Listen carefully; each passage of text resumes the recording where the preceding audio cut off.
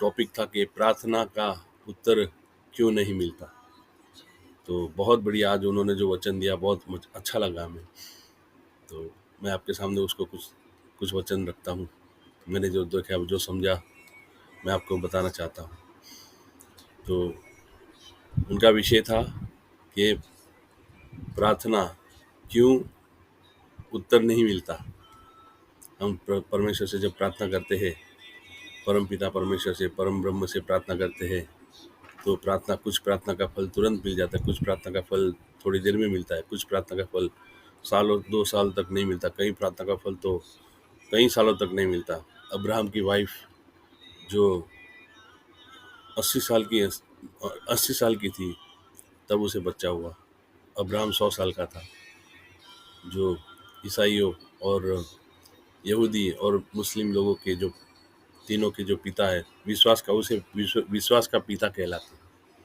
उसके पहले सब कुछ मूर्ति पूजा ही था। सब पूरा जगत मूर्ति पूजा में पड़ा हुआ था। जो सब अपने अपने देशों में अपने अपने देवताओं को कोई कई तरह के देवी देवताएं थे। हमारे देश की बात नहीं कर रहा हूँ मैं, जगत के सभी देशों की बात कर रहा हूँ। तो जब परमपिता परमात्मा को कोई नहीं जानता था तो अब्राहम जो पहला था खुद मूर्ति बेचता था। लेकिन उसने परमेश्वर की आवाज़ सुनी और अपना घर छोड़ के उसे ईरान इराक में उर नाम का देश है, वहाँ से उसको बोला तू इस देश छोड़ दे और परमेश्वर ने उसे बोला मैं तुझे जो देश दिखाऊंगा तू वहाँ चल।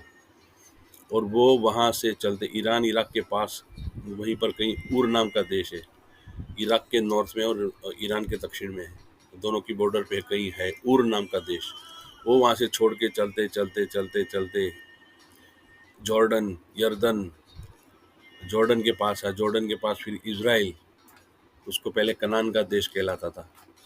कनान, वहाँ पर कई सारी जातियाँ रहती थी और बहुत ही बुरी जातियाँ थी। बुरी यानी कि उनमें मूर्ति पूजा होता था और मूर्ति पूजा में वो अपने बच्चों को बलिदान देते, अपने बच्चों का बलिदान देते थे। उनके शारीरिक भोग विलास के लिए बच्चों का बलिदान देते थे, व्यभिचार करते थे, दारू पीते थे। बहुत, आप जब बाइबल पढ़ोगे तो आपको पता चलेगा। तो वो वहाँ पर परमेश्वर उन्हें इज़राइल देश में ले आया और उन्हें बोला कि ये देश मैं तुझे अपने तेरे वंशों को दूंगा। जब वो शायद 70-80 साल का हो, पता नहीं 70-80 साल का होगा। उसकी वाइफ तो 60 साल के ऊपर बूढ़ी हो गई थी, वो तो बच्चा जन्म करने के भी लायक नहीं थी। फिर भी परमेश्वर ने उसे बोला कि मैं इस धरती, इस जगह जो आज का इज़राइल देश है, वो आज से 4,500-5,000 साल पहले की बात कर रहा हूँ। तो परमेश्वर ने उसे बोला था कि ये धरती मैं तुझे दूंगा, तुझे और तेरे वंश को दूंगा, और तेरे वंश का और तेरा वंश मेरा नाम सारे जगत में प्रख्यात करेंगे। तब सारा संसार अपने अपने देवी देवताओं में बसे हुए थे और उसमें रत थे। उन्होंने परमात्मा की कोई बातें नहीं पता थी। मैं हमारे देश की बात नहीं करता हूँ, मैं और देशों की बात करता हूँ।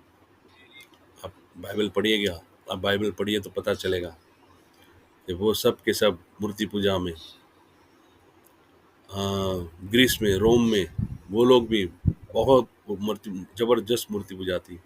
हरक्यूलिस और एपोलो, क्या क्या देवी देवता, विनस जो शुक्र की देवी, बहुत सारे देवी देवता है वहाँ। मैं उसमें भी कभी डिटेल में अच्छा सा मैं निकालूंगा, क्योंकि आज मेरा विषय तो आज इनका था कि कुछ प्रार्थनाएं क्यों नहीं सुनी जाती। तो परमेश्वर उसे वहाँ पर ले आए थे। और ये आज का इजराइल देश 4,500 साल पहले, 4,500-5,000 साल पहले की बात कर रहा हूँ। यीशु मसीह के भी 2,500 साल पहले की बात है। जो उनका परदादा परदादा परदादा अब्राहम, उसे इस्लाम में उसे इब्राहिम कहते हैं और यहूदी उन्हें अब्राहम कहते हैं। अब्राहम यानी सभी विश्वासियों का पिता, सबसे पहला जो विश्वासी परमपिता परमात्मा का जिसे परमपिता परमात्मा की आज्ञा सुनी और उनकी राह पर चला, उसे अपने माता पिता का घर, अपने दोस्तों का, अपने सगे वालों का घर नहीं देश छोड़ दिया और वो इज़राइल में आए। और उन्होंने इज़राइल में बहुत सारे चमत्कार, परमेश्वर ने उसके लिए बहुत सारे चमत्कार किए। आप पहली 5 किताब पढ़ो, बाइबल की पहली 5 किताब, उसे तोरा कहते हैं। यहूदियों की धार्मिक किताब आज भी वो पढ़ते हैं, 1 से 5 किताब बाइबल की जो पुराना नियम है उसमें उस पहली प्रथम 5 किताब है, वो यहूदी लोग भी पढ़ते हैं, इस्लाम में भी पढ़ते हैं और जीसस और क्रिश्चियन लोग भी पढ़ते हैं। तो मैंने भी जब वो पढ़ी, तो जैसे जैसे पढ़ते गया तब मुझे परमपिता परमात्मा कौन है वो पता चला। उसके पहले मैं गीता भी पढ़ता था। हमारे देश के सारे ग्रंथ सारे में जो है, मैं आपको कह रहा हूँ, मैं मेरे नाना नानियों को मैं पढ़ पढ़ के सुनाता था, रामायण महाभारत और बहुत सारी किताबें सुनाता था। लेकिन जब मैंने 2004-5 की बात करूँ, हाँ 2004-5 में पहली बार 42 साल की 43 साल की उम्र में मैंने बाइबल को हाथ लगाया, बाइबल को पढ़ा। पहला चैप्टर पढ़ते ही मैंने पढ़ा कि आदि में परमेश्वर ने आकाश और पृथ्वी की रचना की। ये तो मैंने कहीं नहीं पढ़ा था, और मैं बाइबल पढ़ते गया और मुझे भी परमपिता परमेश्वर का मुझे अनुभव हुआ कि कौन परमेश्वर है, कौन क्या है, कौन देवी देवता है, ये सब पता चला। तो जैसे जैसे मैं बाइबल पढ़ते गया और मैं समझते गया, तो तो ये जो भाई है, भाई फ्रांसिस, बेचारे बहुत परेशान थे, बहुत दुखी थे। बहुत अच्छे हैं भाई साहब, बहुत सुंदर, सुंदर यानी स्वभाव से सुंदर। मैं जब भी सुंदरता की और अच्छी बात कर रहा हूँ तो आत्मिक बातें समझिएगा, कोई शारीरिक और सांसारिक बात नहीं होती। तो आज उन्होंने बहुत अच्छा वचन दिया। तो पहले इन भाई ने जो 1 घंटा हमें जो प्रचार किया, बहुत ज़बरदस्त प्रचार किया। जो भी मैंने देखा, जो भी सुना, जो भी समझा, वो मैं आपको बता रहा हूँ। तो उन्होंने बोला कि परमेश्वर की प्रार्थना क्यों नहीं सुनी जाती, तो उन्होंने 5 पॉइंट दिए। 5 पॉइंट दिए, तो उन्होंने बोला कि पहला पॉइंट है कि हम जो प्रार्थना करते हैं वो बिना विश्वास की प्रार्थना करते हैं। हम प्रार्थना तो कर लेते हैं, हाँ परमेश्वर मुझे ये चाहिए, मुझे ऐसे कर चाहिए, मुझे वैसा चाहिए और वो चाहिए, तो हम वो प्रार्थना करके एक उपलब्ध प्रार्थना कर लेते हैं। हम विश्वास तो करते हैं, लेकिन वो वाला विश्वास नहीं, दृढ़ विश्वास नहीं। परमेश्वर ने, यीशु मसीह ने कहा है कि तुम जो भी मांगो और तुम विश्वास कर लो, तो बड़े से बड़े पहाड़ को कहो समुद्र में जा गिर, तो जा गिरेगा।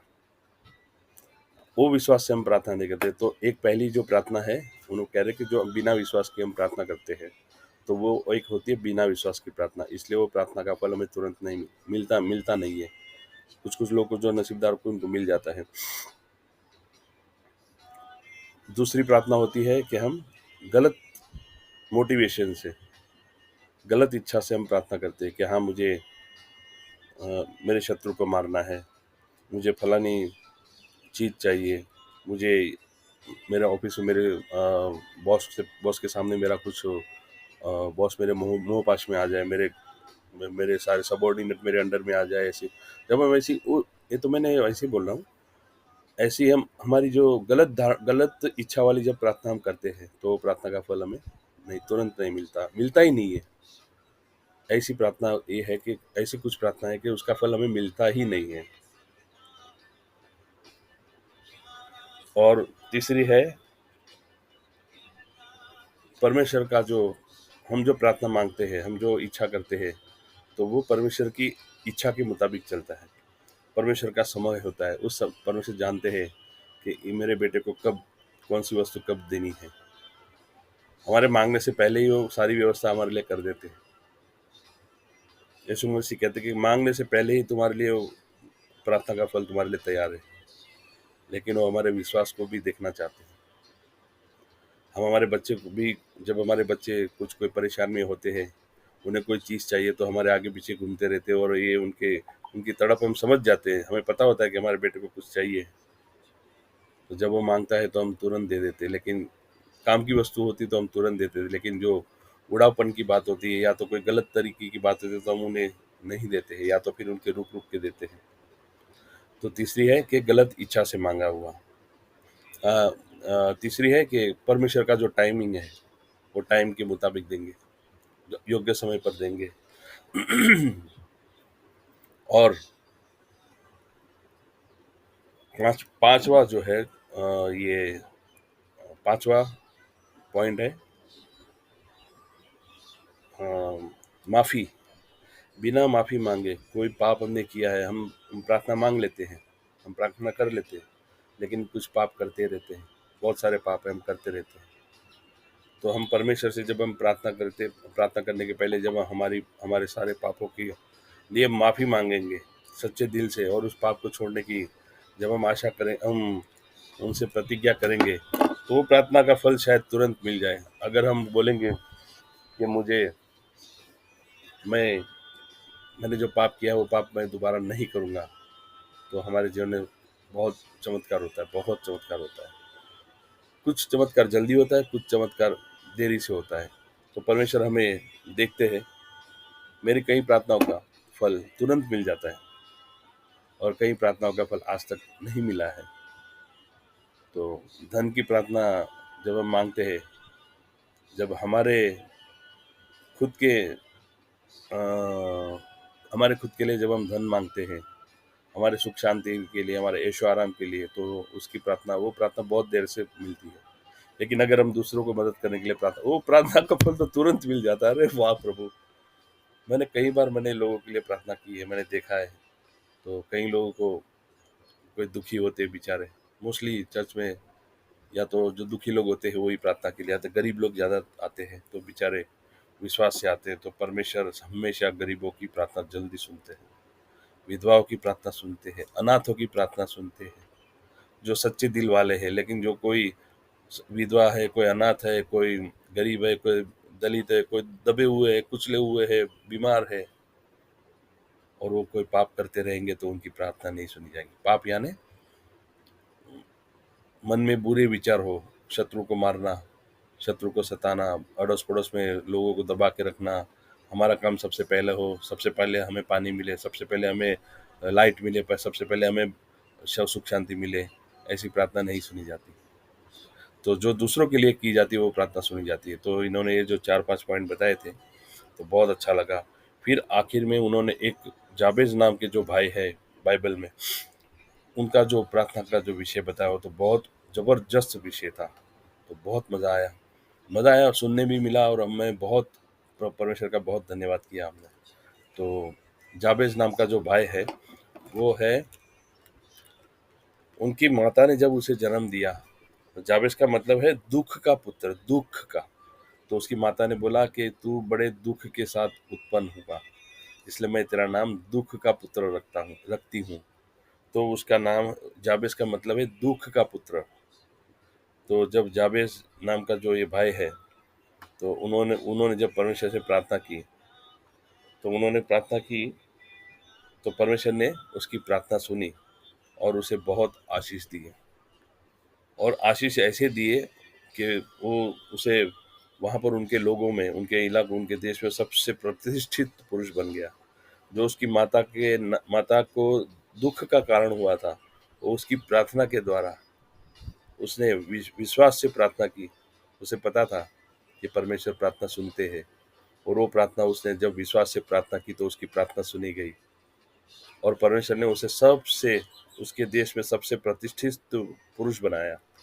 एक और एक भाई है बाइबल में, वो तो बहुत जबरदस्त है, अय्यूब। अय्यूब नाम का जो भाई है, और अय्यूब की किताब जब पढ़ेंगे, तो उसमें उसके बहुत धनवान व्यक्ति था वो, उसके देश में बहुत धनवान, उसके बहुत सारे पुत्र थे, और उसके बाद बहुत सारा धन था। उन धन यानी भेड़ बकरी, और वो जमीन जायदाद बहुत सारा था उसके पास। उसके दास दासी आती, नौकर चाकर थे, सब कुछ था। तो शैतान ने एक बार घूमते घूमते परमेश्वर के दरबार में जा पहुंचा। परमेश्वर के दरबार में कोई भी जा सकता है, कोई भी। तो शैतान भी चला गया। शैतान तो उसका शत्रु है, और वो चला गया परमेश्वर के दरबार में। तो परमेश्वर की जब सभा थी, तो परमेश्वर ने बोला, अरे भाई तू क्यों आया? तो कह रहा है, मैं डोलते डालते मैं यहाँ पर आ गया। तो बोलता है, तो क्या तूने क्या देखा? तो बोला, मैंने मैंने देखा सब कुछ। तो बोला, तूने अय्यूब को देखा? अय्यूब नाम का है। तो शैतान कहता है, हाँ मैंने देखा है। तो कह रहा है कि वो तो आप उन्हें सब कुछ देते हो, आप उसे आशीष देते हो, इसलिए वो आपको मानता है, आपकी प्रार्थना करता है, आपको आपकी ये सजदा करता है वो। तो परमेश्वर ने बोला कि तो तू क्या चाहता है? तू उसकी परीक्षा लेना चाहता है? तो बोलता, हाँ मैं परीक्षा लूंगा। मैं देखूंगा कि आप उसे उसे सब कुछ, आपका हाथ उसके ऊपर से हटा लो, फिर मैं देखता हूँ कि वो वो आपको कैसे पूछता है, आपके विश्वास में बना रहता है कि नहीं, आपका आदर सम्मान करता है, आपकी स्तुति आराधना करता है या नहीं, मैं देखता हूँ, मैं जानना चाहता हूँ। तो परमेश्वर ने बोला, जा तू उसके आत्मा को छोड़ के तू उसको कुछ भी कर ले। तो वो शैतान उसकी परीक्षा करने जाता है। तो जाते जाते वो पहले ही उसको उसके नौकर चाकर आके कहते हैं, अरे पिताजी, आपके सेठ जी, आपका ये फलाना नुकसान हो गया, आपके भेड़ बकरियां चोर उठा के लेके गए, आपके पूरी गायों को सारे डाकू उठा के लेके गए। तो दूसरा कोई आके कह रहा है कि आपका बेटा बेटा मर गया, तो पहलौठा बेटा मर गया। तो दूसरा आता है कि आपका दूसरा बेटा भी मर गया। तो तीसरा आता है, तो एक के बाद एक उसके सारी धन संपत्ति उसके हाथ से छील के चली गई, उसके भी सारे बच्चे भी ये हो गए और उसके शरीर में फोड़े निकल आए। शैतान ने उसकी ऐसी परीक्षा की, उसके शरीर में फोड़े निकल आए। तो परमेश्वर ने उसे बोल रखा था, तो उसके जीव और उसकी आत्मा को छोड़ के तो उसको कुछ भी कर ले। तो उसने शरीर में फोड़े आ गए और वो ठिकरा लेके अपने शरीर उस जमाने में तो कुछ था नहीं, तो ज्यादातर राख लगाते थे अपने शरीर पर। ऐसा जब फोड़ा हो तो कुछ भी होते थे तो वो राख लगाते थे, टाट पहनते थे और राख पर बैठ के वो परमेश्वर से वो प्रार्थना करते, उनकी दुआ करते रहते थे। तो उसकी बीवी जो थी वो उसको कहते, अरे इतना सारा हुआ तो भी तू अपने परमेश्वर को मानता है, परमेश्वर को गाली दे। देखो कैसी बीवियां होती है। वो कह रहा है कि तू अपनी बीवी को गाली दे, अपने बीवी अपने परमेश्वर को वो उसकी बीवी कहते कि तू परमेश्वर को अभी तो गाली दे, अभी भी तू कोसता नहीं है परमेश्वर को, तेरा इतना सारा नुकसान कर दिया। तो बोला, नहीं, मैं नहीं करूंगा, उसकी मर्जी, उसने दिया उसने लिया, उसकी इच्छा, वो देगा तो देगा, ना दे तो कोई बात नहीं, मैं उसका नाम उसकी स्तुति करते हैं, उसको वो महान परमेश्वर है, उसके सिवाय कोई परमेश्वर है ही नहीं, और मैं करते रहूंगा। उसके मित्र फिर उसके मिलने आते हैं और उसके मित्र भी उसके साथ चर्चा करते हैं, बहुत सारी। आप अय्यूब की किताब पढ़िए, 62 चैप्टर है, बहुत जबरदस्त चैप्टर है। यीशु मसीह वो चैप्टर बहुत पढ़ते थे। यीशु मसीह को भजन संहिता जो है, 150 भजन संहिता सबसे प्रिय थी। यीशु मसीह खुद पढ़ते थे, जो भजन संहिता आज हम पढ़ते हैं, बाइबल की किताब जो आज हम पढ़ते हैं, नया नियम आने के बाद जो भी जितनी भी किताब, मलाकी तक की जो जितनी भी किताबें थी, वो सारी किताबें यीशु मसीह खुद पढ़ते थे, क्योंकि यीशु मसीह के पहले वो सारी किताबें थी। तो पूर्व विधान में जो कितनी किताबें हैं वो मैं बताता हूँ। तो वो सारी किताबें पढ़ते थे, यीशु मसीह खुद पढ़ते थे। टोटल है पुराने नियम में 39 किताबें हैं। 39, आज बाइबल में आपको सारी किताबें मिल जाएगी, 39 किताब है। तो 39 से 39 किताब यीशु मसीह खुद पढ़ते थे और उनको प्रिय था अय्यूब की किताब, और ये भजन संहिता सबसे प्रिय थी। तो जो भजन संहिता आज हम पढ़ते हैं, जो अय्यूब की किताब आज हम पढ़ते हैं, जो तोरा की 5 किताबें आज हम पढ़ते हैं, यीशु मसीह खुद पढ़ते थे। यशायाह की किताब यीशु मसीह खुद पढ़ते थे। तो यीशु, आज हम बड़े लकी है कि जो किताब यीशु मसीह खुद पढ़ते थे वो आज हम पढ़ते हैं। नया नियम तो यीशु मसीह ने नहीं पढ़ा, क्योंकि यीशु मसीह के बलि होने के बाद उनके चेलों ने लिखा है। यीशु मसीह के जन्म, इस धरती को छोड़ने के बाद उनके चेलों ने ये किताबें लिखी, और आज हम धन्य है उनके चेलों के द्वारा कि हमें ये ज्ञान मिला। एक परम पिता परमेश्वर कौन है, यीशु मसीह कौन है, मनुष्य कौन है, देवी देवता कौन है, चोर कौन है, शैतान कौन है। तो परमेश्वर का कोटि कोटि धन्यवाद, यीशु मसीह का धन्यवाद कि यीशु मसीह हमें मिले। मसीह ईसाइयों का भी धन्यवाद कि उन्होंने हमारी आत्मिक आंखें खोली। तो जाबेस की जो 5 प्रार्थनाएं थी जबरदस्त, उन्होंने एक ही उस पूरी इस किताब में सिर्फ 5 ही उनके ये है। जाबेस का जो है सिर्फ 5 या 6 लाइन का ही उसका एक सेंटेंस है पूरे बाइबल में। सिर्फ एक इतना सा पैराग्राफ है कि जाबेस ने प्रार्थना की परमेश्वर से। तो वो प्रार्थना मैं आपके सामने पढ़ के दिखाता हूँ। देखो क्या प्रार्थना थी। और उस प्रार्थना में 5 प्रकार की प्रार्थना वो वो फ्रांसिस ब्रदर ने जो हमें बताया, तो बहुत अच्छा लगा हमें। तो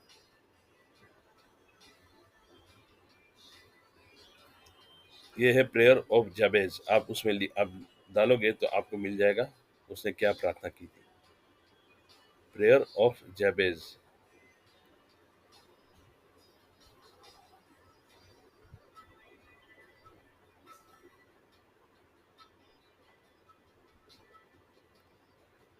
तो उसकी माता ने उसे दुख का पुत्र कहा था, लेकिन परमेश्वर ने उसकी प्रार्थना सुन के उसे आशीष का पुत्र बना दिया।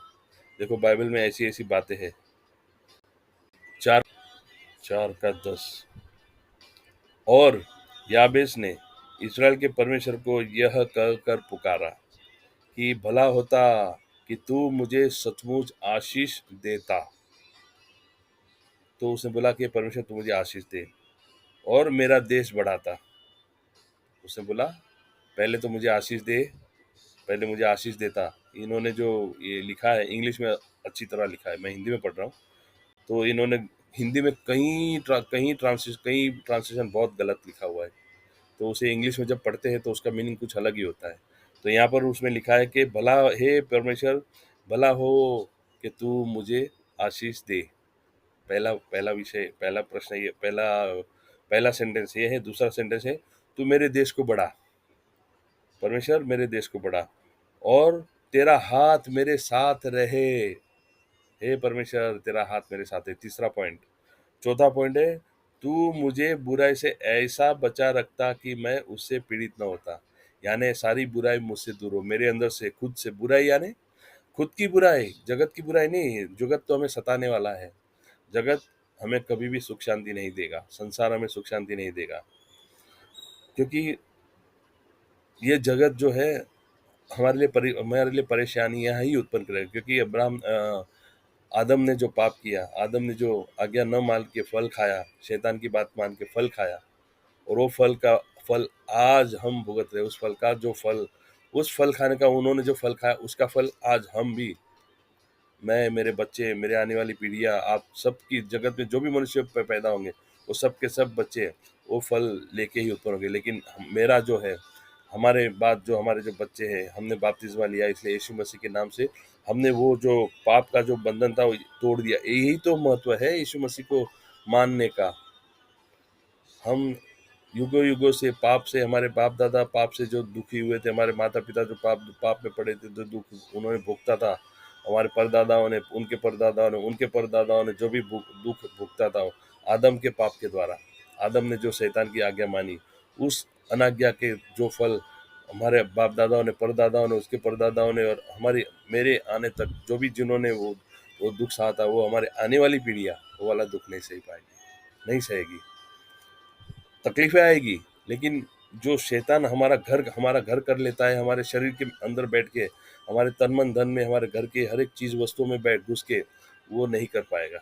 क्योंकि यीशु मसीह का लहू, बाइबल में लिखा है, जो कोई यीशु मसीह पे, यहोवा पर, मैं और मेरा घराना यहोवा पर भरोसा, यहोवा की आराधना करेंगे।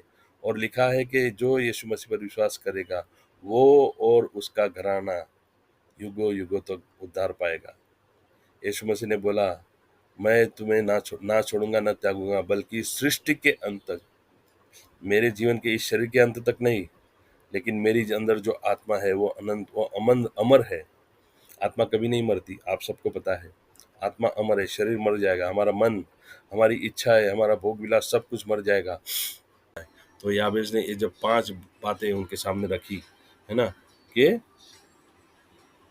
भला होता कि तू मेरी प्रार्थना सुनता, मेरी प्रार्थना सुन ले, हे पिता मेरी प्रार्थना भला हो और मेरी प्रार्थना सुन ले।